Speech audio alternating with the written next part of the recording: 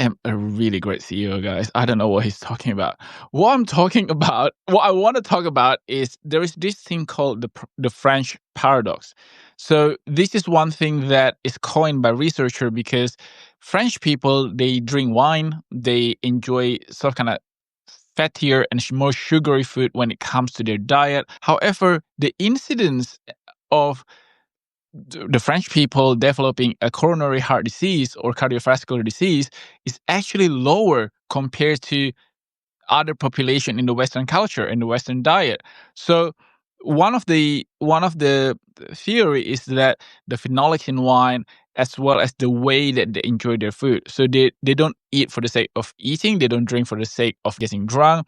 They really enjoy the food. And I think there's an argument when you enjoy the food, you're eating not only for calorie, but you're also eating for nutrients and also for your brain and your mental health. And really, fermented fruit or grains have been around for a very, very long time. I think the first type of alcohol was actually mead. So that was Which is from honey. made from honey, and then sort of moved on to wine and beer, and then sort of spirits. Basically anything that naturally contains sugar. The reason why mead was the first sort of kind of recorded form of alcohol is because the high sugar content of honey, which means that naturally when it is being exposed to the environment, and in this case yeast,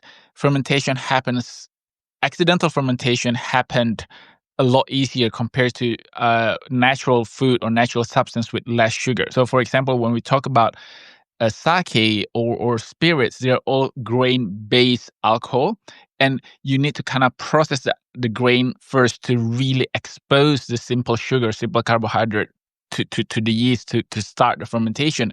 The same way with wine, grape is naturally high in sugar. So in the past, when accidental fermentation happen, it happens more in that sort of kind of. And is it true that even like in indigenous cultures, where they did have a form of alcohol and they used saliva, in fact? Yeah, the saliva introduced the enzyme to digest and break down the complex carbohydrate into simple sugar, and this simple sugar feeds and fuel yeast to start fermentation and produce alcohol. So that's the saliva itself doesn't start the fermentation, but it accelerates and helps as a catalyst to the fermentation.